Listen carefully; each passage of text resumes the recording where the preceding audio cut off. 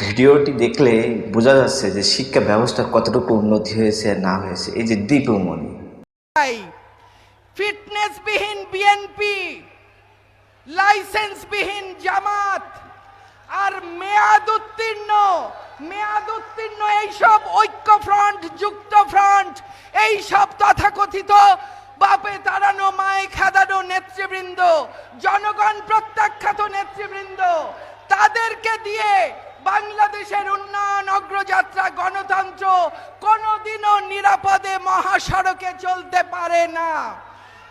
এই নিরাপদ মহাসড়ক দিয়ে বাংলাদেশকে তার অভীষ্ট লক্ষ্যে পৌঁছে দিতে হলে তার জন্য প্রয়োজন শেখ হাসিনার সরকার, এবং তাই আমাদের দরকার বারবার শেখ হাসিনার সরকার। আপনাদের সকলের মঙ্গল কামনা করি। আমাদের মধ্যে একটু বাদেই উপস্থিত হবেন আমাদের মাননীয় প্রধানমন্ত্রী। শিক্ষামন্ত্রী শিক্ষার 12টা বাজিয়ে বাজিয়ে একেবারে শেষ কাতারে উঠাই দিয়েছে।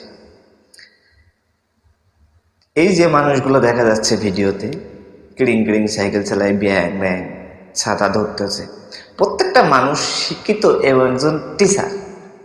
তো শিক্ষিত মানুষের হয়ে এইরকম কাজ করতে পারতেছে কিভাবে? শিক্ষিত মানুষ কি এরকম কাজ করতে পারে? বাধ্যতামূলকভাবে করতে হচ্ছে। কেন? ওপর থেকে তাদের চাপ আছে যে এই ট্রেনিং দিতে হবে, এভাবে পরিচালনা করতে হবে। সব ইহুদিদের বাস্তবায়ন,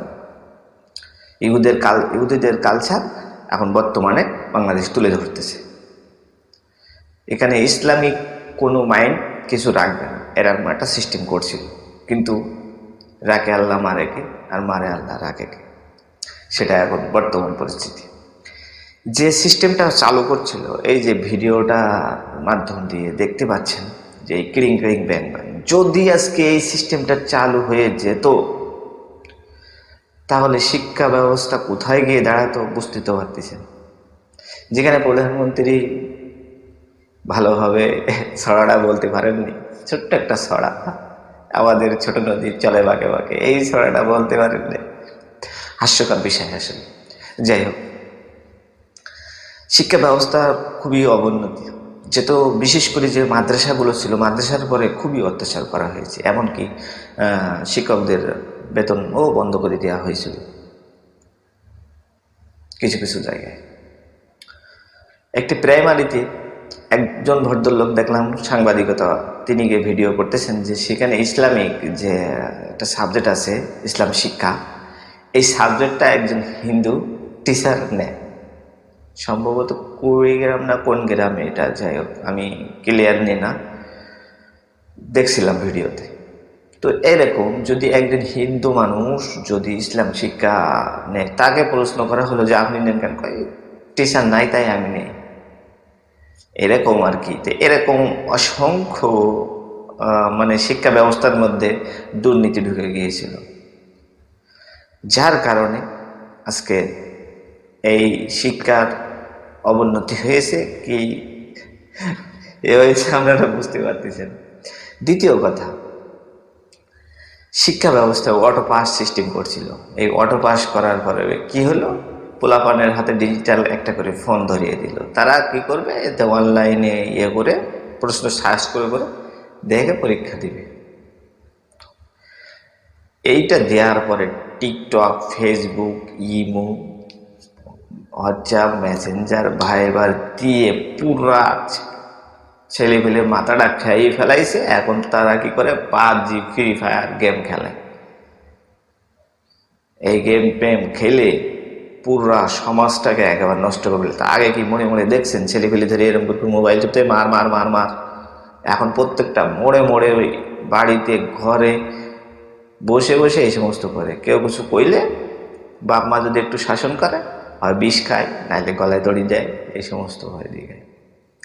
এভাবে পুরো সমাজটাকে একেবারে নিঃশেষ করে দেওয়ার একটা পরিকল্পনা করছিল, যেটা পারে নাই। আল্লাহ ছাড় দেয় কিন্তু ছেড়ে দেয় না, তার অতি বাস্তব প্রমাণ আপনারা দেখতে পাচ্ছেন বাংলার জমিনে। তো আজকের এই সময় এসেছে শিক্ষা ব্যবস্থাকে চেঞ্জ করার, অবশ্যই চেঞ্জ করবে। ব্র্যাকের প্রফেসর ডক্টর আসিফ মাহতাব তিনি যখন ওই সমকামিতার বইটা ছিঁড়ছিল সেইটা নিয়ে দেখছেন তাকে কিন্তু রিমান্ড পর্যন্ত দিয়েছে এই সরকার, যে তুই কেন বইটা ছিঁড়লি। এই ট্রাইজেন্ডার সমকামিতা যদি চালু হয়ে যেত তো একটু চিন্তা করেন যে একজন পুরুষ কিভাবে মহিলা হয়ে যায়, একজন মহিলা কিভাবে পুরুষ হয়ে যায়। আপনি যদি মনে মনে সাজেন তাহলে কি হবে। এই ট্রাইজেন্ডার কতটা খারাপ আমরা জানি, যে থার্ড লিঙ্গ একটা আছে, তাকে আমরা হিজলা বলি। তাদেরকে আমরা ছোট করে দেখব না। আল্লাহ সৃষ্টির কোনো শেষ নেই, যেভাবে মানুষকে সৃষ্টি করছেন সেভাবে, সেটাই আলহামদুলিল্লাহ।